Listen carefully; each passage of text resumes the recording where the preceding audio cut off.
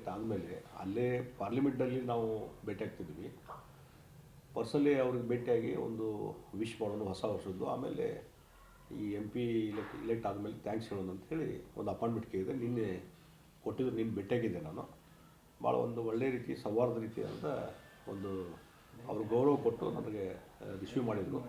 ಮತ್ತು ಒಂದು ಮನೆಯಲ್ಲಿ ಒಬ್ಬರು ಹಿರಿಯರು ಹೆಂಗೆ ಇರ್ತಾರಲ್ಲ, ಹಿರಿಯರು ಯಾವ ಎಲ್ಡರ್ಲಿ ಪರ್ಸನ್ಸ್ ಏನೋ ಒಂದು ಮನೆ ಇಲ್ಲಿಂದ ಒಬ್ಬ ಸದಸ್ಯನಿಗೆ ಏನೋ ಒಂದು ಅಡ್ವೈಸ್ ಮಾಡೋದು ಮತ್ತೊಂದು ಚರ್ಚೆ ಮಾಡ್ತಾರೆ, ಆ ರೀತಿ ಭಾಳ ಒಂದು ಆತ್ಮೀಯವಾದಂಥ ಒಂದು ಚರ್ಚೆ ಮಾಡಿದ್ರು ನನ್ನ ಜೊತೆ. ಮತ್ತು ನಾನು ಅವರಿಗೆ ನೀವು ಸದ್ಯಕ್ಕೆ ಅಲ್ಲಿ ಪಬ್ಲಿಕ್ ಮೀಟಿಂಗ್ ಬಂದ್ರಿ, ಅಡ್ರೆಸ್ ಮಾಡಿದ್ರಿ, ಅದಕ್ಕಾಗಿ ಒಳ್ಳೆಯ ಒಂದು ಬದಲಾವಣೆ ಆಯಿತು, ನಿಮ್ಮ ಆಶೀರ್ವಾದದಿಂದ ನಾವು ಇಲೆಕ್ಟ್ ಆಗಲಿಕ್ಕೆ ಸಾಧ್ಯ ಇತ್ತು, ಮತ್ತು ಜನರ ಆಶೀರ್ವಾದನೂ ಕೊಟ್ಟು ಬೆಳಗಾವಿದವರು ಹ್ಯೂಜ್ ಮಾರ್ಜಿನ್ ಗೆದ್ದು ಬರಲಿಕ್ಕೆ ಸಾಧ್ಯ ಇತ್ತು, ಅದಕ್ಕೆ ನಿಮ್ಗೆ ಥ್ಯಾಂಕ್ಸ್ ಹೇಳಕ್ಕೆ ಬಂದೀನಿ ಅಂತ ಹೇಳಿದೆ ನಾನು. ಮತ್ತು ಅವ್ರಿಗೆ ಶಾಲು ಹೊದಿಸಿ ಸನ್ಮಾನ ಮಾಡುವಂಥ ಕೆಲಸನೂ ನಾನು ಮಾಡಿದೆ. ಬುಕ್ಕೆ ಕೊಟ್ಟು ಒಂದು ನಮ್ಮ ಹುಬ್ಬಳ್ಳಿ ಸಾಹಿತ್ಯ ಭಂಡಾರದ ಪ್ರಕಟಣೆ ಇದೆ ಟೆಂಪಲ್ಸ್ ಬಗ್ಗೆ. ಆ ಟೆಂಪಲ್ಸ್ ಬಗ್ಗೆ ಇಡೀ ದೇಶದ ಪುರಾತನ ದೇವಸ್ಥಾನ ಇದ್ದಾವಲ್ಲ, ಅದ್ರ ಬಗ್ಗೆ ಒಂದು ಹಿಸ್ಟ್ರಿ ಆಮೇಲೆ ರಿಸರ್ಚ್ ಮಾಡಿದಂಥ ಒಂದು ಗ್ರಂಥ ನನಗೆ ಸಿಕ್ತು. ಅದನ್ನು ಅವರಿಗೆ ನಾನು ಅರ್ಪಣೆ ಮಾಡಿದೆ. ಭಾಳ ಕುತೂಹಲದಿಂದ ನೋಡಿದ್ರು ಅವರು, ಏನೇನು ವಿಷಯ ಇದೆ ಏನು ಅಂತ ತಿಳ್ಕೊಂಡ್ರು. ಭಾಳ ಒಳ್ಳೆಯ ರೀತಿಯಿಂದ ಸೌಹಾರ್ದ ರೀತಿಯಿಂದ ಒಂದು ಚರ್ಚೆ ಆಯಿತು. ಮತ್ತು ಭಾಳ ಮುಖ್ಯವಾಗಿ ನಾನು ಹೇಳಿದ್ದು, ಏನು ಈ ಭಾಗದಲ್ಲಿ ಅಭಿವೃದ್ಧಿ ಕೆಲಸಗಳು ಆಗಬೇಕು, ಅದರಲ್ಲಿ ನಮ್ಮ ಬೆಳಗಾವಿ ಕ್ಷೇತ್ರಕ್ಕೆ ಉಡಾನ್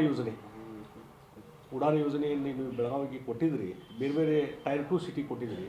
ಅದರಿಂದ ಭಾಳಷ್ಟು ಏರ್ಪೋರ್ಟ್ಗಳು ಡೆವಲಪ್ ಆದವು, ಬೇರೆ ಬೇರೆ ಸಿಟಿಗಳಿಗೆ ಕನೆಕ್ಷನ್ ಸಿಕ್ತು, ಏರ್ ಕನೆಕ್ಷನ್ನು ಇಲ್ಲ. ಅದ್ರ ಬಗ್ಗೆ ಭಾಳ ಜನರ ಒಂದು ಅಭಿಪ್ರಾಯ ಒಳ್ಳೆಯದಿದೆ ಅಂತ ಅನ್ನೋದು, ಅದಕ್ಕೆ ಹೌದು ಕರೆಕ್ಟು ಅಂತಂದರು.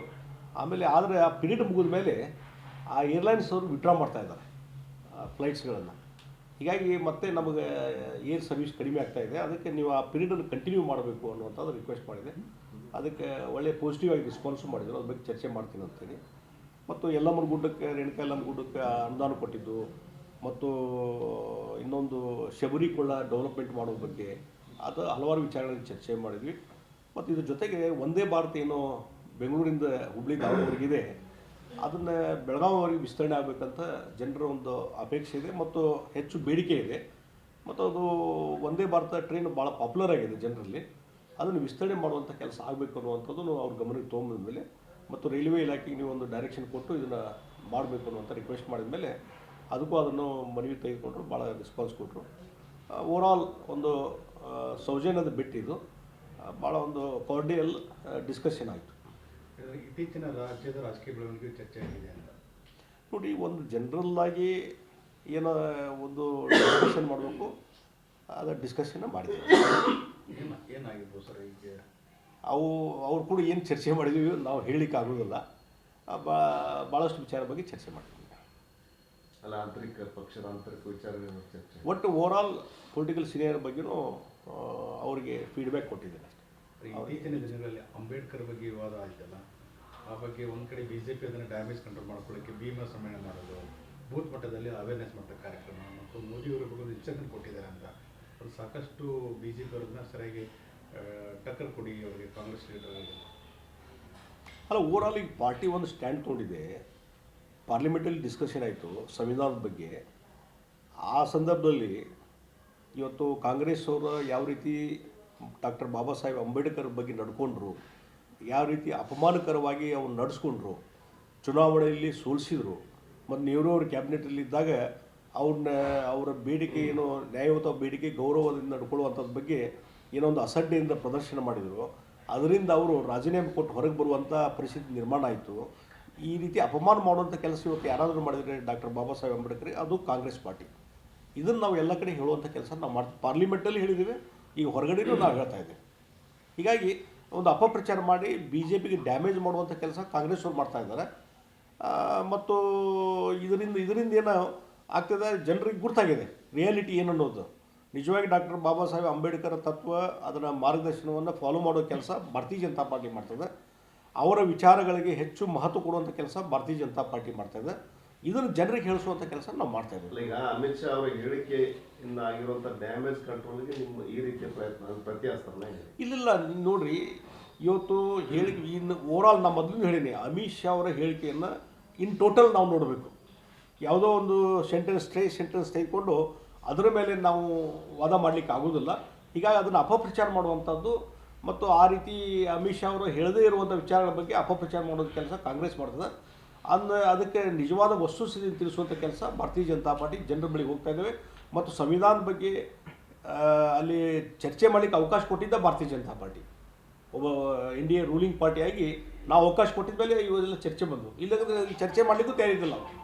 ಹಿಂದೆ UP ಸರ್ಕಾರ ಇದ್ದಾಗ ಸಂವಿಧಾನದ ಬಗ್ಗೆ ಎಂದಾರು ಮಾತಾಡಿದ್ರು ಅವರು, ಸಂವಿಧಾನ ಪುಸ್ತಕಗಳನ್ನು ಹಿಡ್ಕೊಂಡು ಎಂದಾದರೂ ಅಡ್ಡಾಡಿದ್ರು ಅವರು ಕಾಂಗ್ರೆಸ್ನವರು ಇಲ್ಲ. ಹೀಗಾಗಿ ಇವತ್ತು ಸಂವಿಧಾನಕ್ಕೆ ಮಹತ್ವ ಕೊಡುವಂಥದ್ದು, ಸಂವಿಧಾನಕ್ಕೆ ಗೌರವ ಕೊಡುವಂಥದ್ದು, ಡಾಕ್ಟರ್ ಬಾಬಾ ಸಾಹೇಬ್ ಅಂಬೇಡ್ಕರ್ಗೆ ಗೌರವ ಕೊಡುವಂಥ ಕೆಲಸ ಇವತ್ತು ಯಾರಾದರೂ ಮಾಡಿದರೆ ಅದು ಭಾರತೀಯ ಜನತಾ ಪಾರ್ಟಿ. ಅದಕ್ಕೆ ಅಪಮಾನ ಮಾಡುವಂಥ ಕೆಲಸ ಯಾರಾದರೂ ಮಾಡಿದರೆ ಅದು ಕಾಂಗ್ರೆಸ್ ಪಾರ್ಟಿ. ಸರ್, ರಾಜ್ಯದಲ್ಲೇನು ಕುರ್ಚಿ ಕಿತ್ತಾಟ ಜೋರಾಗಿದೆ. ನಾನು ಹಿಂದಿನಿಂದ ಬಹುಶಃ ನಾನು ಹಿಂದಿನ ಹಳೆಯ ಸ್ಟೇಟ್ಮೆಂಟ್ಗಳನ್ನು ನೋಡ್ರಿ, ಇಂಟರ್ನಲ್ಲಿ ಕ್ಲಾಸಸ್ ನಡೆದವು ಮತ್ತು ಇದು ನಿಗೂಢವಾಗಿ ಕ್ಲಾಸಸ್ ಚಾಲೂ ಆಗಿದ್ದಾವೆ. ಇದು ಇವತ್ತು ಒಂದಿಲ್ಲ ಒಂದು ದಿವಸ ಅದು ಹೊರಗಡೆ ಬರ್ತದೆ ಅಂತ ಮಾತನ್ನು ಹೇಳಿದ್ದೆ ನಾನು. ಈಗಾಗಲೇ ಲಂಚ್ ಮೀಟಿಂಗು, ಡಿನ್ನರ್ ಮೀಟಿಂಗು ಎಲ್ಲ ಸ್ಟಾರ್ಟ್ ಆದವು. SC/ST ಜನರದ್ದು, ಅವ್ರದ್ದು ಮಿನಿಸ್ಟರ್ಸದ್ದು ಮತ್ತು ಶಾಸಕರದ್ದು, ಕಾಂಗ್ರೆಸ್ನಲ್ಲಿದ್ದು, ಅದಕ್ಕೆ ಸಹಿತ DK ಶಿವಕುಮಾರ್ ಅಡ್ಗಾಲ್ ಹಾಕುವಂಥ ಕೆಲಸ ಅವ್ರು ಮಾಡಿದರು. ಈಗ ಓಪನ್ ಸ್ಟೇಟ್ಮೆಂಟ್ ರಾಜಣ್ಣ ಅವ್ರದ್ದು, MB ಪಾಟೀಲ್ ಸ್ಟೇಟ್ಮೆಂಟ್ ನೋಡಿದರೆ ಬಹುಶಃ ಸಿದ್ದರಾಮಯ್ಯ ಒಂದು ಗುಂಪು, DK ಶಿವಕುಮಾರ್ ಒಂದು ಗುಂಪು ಆಗಲೇ ಎದ್ದು ಕಾಣುವಂಥ ಕೆಲಸ ಚಾಲೂ ಮಾಡಿದ್ರು. ಕ್ಲಾಶಸ್ ಮೊದಲು ಅಲ್ಲೇ ಒಳಗೊಳಗಿತ್ತು, ಈಗ ಅದು ಇವತ್ತಿನ ನಾಳೆ ಹೊರಗೆ ಬರ್ತದೆ. ಅದರಿಂದ ಈ ಸರ್ಕಾರಕ್ಕೆ ಕೊಲ್ಯಾಪ್ಸ್ ಆಗ್ತದೆ ಅನ್ನುವಂಥ ಮಾತನ್ನು ಅವತ್ತಿಂದ ಹೇಳ್ತಾ ಇದ್ದೆ ನಾನು. ಇವತ್ತು ಆ ಸ್ಥಿತಿ ಇವತ್ತು ಬಂದದ ಕಾಂಗ್ರೆಸ್ ಪಾರ್ಟಿಗೆ. ಇದೇ ಒಳ ಬಡದಾರದಿಂದ ಎಟ್ ಎನಿ ಟೈಮ್ ಈ ಸರ್ಕಾರ ಕೊಲ್ಯಾಪ್ಸ್ ಆಗ್ಬೋದು. ಸರ್, ಈಗ ಈಗ ಬಿಜೆಪಿಯಲ್ಲಿ ಡಿನ್ನರ್ ಪಾಲಿಟಿಕ್ಸ್ ಕಾಂಗ್ರೆಸ್ನಲ್ಲೂ ನಡೀತಾ ಇದೆ, ಮತ್ತೊಂದು ಕಡೆ BJPಯಲ್ಲೂ ಸಹ ನಡೀತಾ ಇದೆ. ಈಗಾಗಲೇ ಅದ್ರ ಬಗ್ಗೆ ಯಾರ್ಯಾರು ಊಟಕ್ಕೆ ಸೇರಿದ್ರು ಅವರೆಲ್ಲ ಸ್ಪಷ್ಟೀಕರಣ ಕೊಟ್ಟಿದ್ದಾರೆ. ಈಗ ಸಹಜವಾಗಿ 4 ಜನ ಊಟಕ್ಕೆ ಹೋಗಿರ್ತೀವಿ, ಮತ್ತೊಂದು ಮಾಡಿರ್ತೀವಿ, ಅದು ಬೇರೆ. ಆದರೆ ಇವತ್ತು ನಮ್ಮಲ್ಲಿ ಸಮಸ್ಯೆ ಇಲ್ಲ ಅಂತ ನಾ ಹೇಳೋದಿಲ್ಲ, ಇದೆ. ಅದನ್ನು ಸರಿ ಮಾಡುವಂಥ ಕೆಲಸ ವರಿಷ್ಠರು ಇವತ್ತಿಲ್ಲ ನಾಳೆ ಮಾಡೇ ಮಾಡ್ತಾರೆ.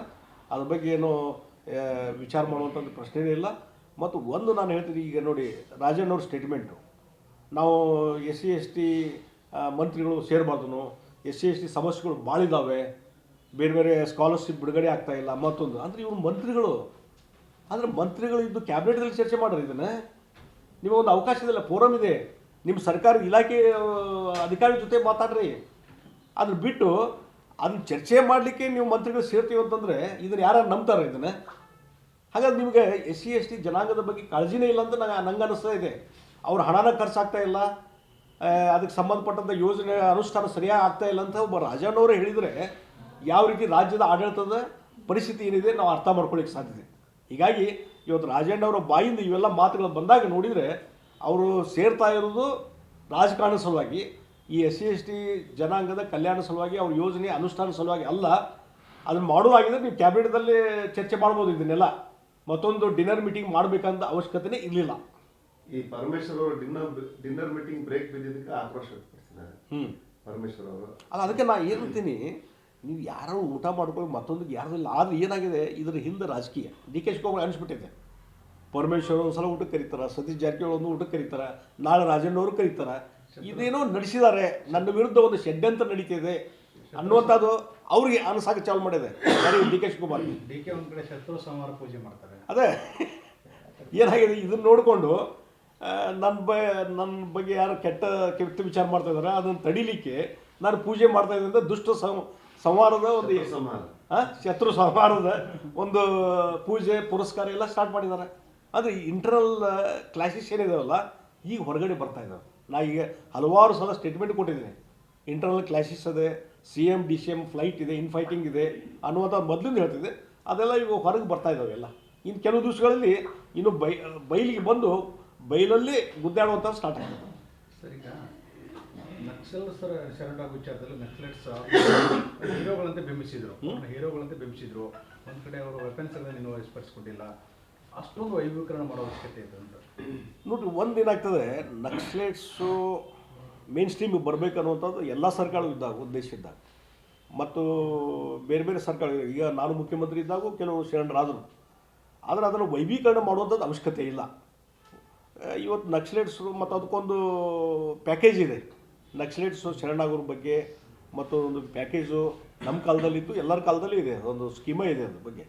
ಅಂದರೆ ಯಾರು ಉಗ್ರಗಾಮಿಗಳಿದ್ದಾರೆ ಮತ್ತೊಬ್ಬರು ಇದ್ದಾರೆ, ಇದು ಉಗ್ರಗಾಮಿ ಚಟುವಟಿಕೆ ಹತ್ತಕ್ಕೂ ಆಗಬೇಕು. ಆ ರೀತಿ ಚಟುವಟಿಕೆ ಮುಂದುವರಿಸಬಾರ್ದು. ಒಂದು ಶಾಂತವಾದಂಥ ವಾತಾವರಣ ಸಮಾಜದಲ್ಲಿ ಇರಬೇಕು ಅನ್ನುವಂಥ ಉದ್ದೇಶದಿಂದ ಆ ಪ್ಯಾಕೇಜ್ ಮಾಡಿದಂಥದ್ದು. ಹೀಗಾಗಿ ಅವರು ಆ್ಯಕ್ಚುಲಿ ಅಲ್ಲೇ ಡಿ ಸಿ ಅವ್ರ ಮುಂದೆನೇ ಸೆರಡಾಗಿ ಕೊಟ್ಟಿದ್ರು.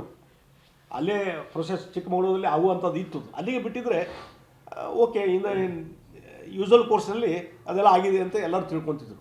ಆದರೆ ಆ ಕ್ರೀಟ್ ನನಗೆ ಬರಬೇಕಂತ ಹೇಳಿ ಸಿದ್ದರಾಮಯ್ಯವ್ರನ್ನು ಒಂದು ಡಿಸೈಡ್ ಆಗಿದ್ದಂಥ ಒಂದು ಫ್ಯಾಕ್ಟ್ಸನ್ನು, ಡಿಸೈಡ್ ಆದಂಥ ಯೋಜನೆ, ಇದು ಫೋರಮನ್ನು ತೆಗೆದುಹಾಕಿ ಡಿ ಸಿ ಮುಂದೆ ಹೋದರೆ ಅದಕ್ಕೆ ಇಂಪಾರ್ಟೆನ್ಸ್ ಬರೋದಿಲ್ಲ, ನನ್ನ ಮುಂದೆ ಆಗಲಿ ಅಂಥೇಳಿ ಡೈರೆಕ್ಷನ್ ಕೊಟ್ಟು ಅವರು ಅಲ್ಲಿ ಹೋಗೋದನ್ನು ತಡೆದು ಇಲ್ಲಿ ಬೆಂಗಳೂರಿಗೆ ಕರೆಸುವಂಥ ಕೆಲಸ ಇದೆಲ್ಲ, ಇದನ್ನು ಕ್ರೀಟ್ ತೊಗೊಳಕ್ಕೆ ಒಂದು ಹೈಲೈಟ್ ಮಾಡಲಿಕ್ಕೆ ಇಷ್ಟು ವೈಭವೀಕರಣ ಮಾಡುವಂಥ ಅವಶ್ಯಕತೆ ಇಲ್ಲ. ಆಗಲಿ ಶರಣಾಗತಿ ಆಗಲಿ, ಅವ್ರಿಗೆ ಪ್ಯಾಕೇಜ್ ಕೊಡ್ರಿ, ಅದಕ್ಕೆ ಏನೂ ಇಲ್ಲ, ಅದೊಂದು ವ್ಯವಸ್ಥೆ ಇದೆ.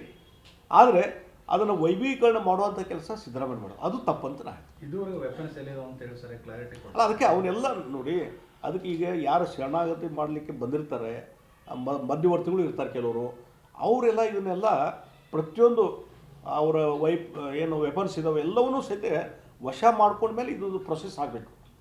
ಅರ್ಧಂಬರ್ಧ ಮಾಡಿ ಒಂದು ತಕ್ಷಣವೇ ಹರಿಬರಿಯಲ್ಲಿ ಇದೊಂದು ಆಗಬಾರ್ದು. ಅದಕ್ಕೆ ವೆಪನ್ಸು ಮತ್ತೊಂದು ಎಲ್ಲ ಅದನ್ನು ವಾಪಸ್ ತೆಗೆದುಕೊಳ್ಳುವಂಥ ಕೆಲಸ ಆಗಬೇಕು. ಅವರು ತಕ್ಷಣ ಶರಣಾಗತಿ ಜೊತೆಗೆ ವೆಪನ್ಸು ಕೊಡುವಂಥ ಕೆಲಸ ಆಗಬೇಕು. ಸರ್, ಈಗ ನಮ್ಮ ತೆರಿಗೆ ನಮ್ಮ ಹಕ್ಕು ಅಂತೇಳಿ ಹೋರಾಟ ಮುಂದುವರಿಸ್ತೀವಿ ಅಂತ ಡಿ ಕೆ ಶಿ ಅವರು ಹೇಳ್ತಾರೆ. ಕರ್ನಾಟಕ ಮುಂದೆ ನೋಡ್ರಿ, ಇಲ್ಲೇ ಒಂದು ವ್ಯವಸ್ಥೆ ಇದೆ. ಪ್ಲ್ಯಾನಿಂಗ್ ಕಮಿಷನ್ ಅಂತಿತ್ತು, ಈಗ ನೀತಿ ಆಯೋಗ ಅಂತಿದೆ. ಆ ನೀತಿ ಆಯೋಗದ ಮುಂದೆ ಎಲ್ಲ ಸ್ಟೇಟ್ಗಳು ರಿಪ್ರೆಸೆಂಟೇಟಿವ್ಸ್ ಇರ್ತಾರೆ. ಮುಖ್ಯಮಂತ್ರಿಗಳು ಇರ್ತಾರೆ, ಅಥವಾ ಅವ್ರ ಪರವಾಗಿ ಮಂತ್ರಿಗಳು ಹೋಗಿರ್ತಾರೆ, ಅಧಿಕಾರಿಗಳು ಹೋಗಿರ್ತಾರೆ.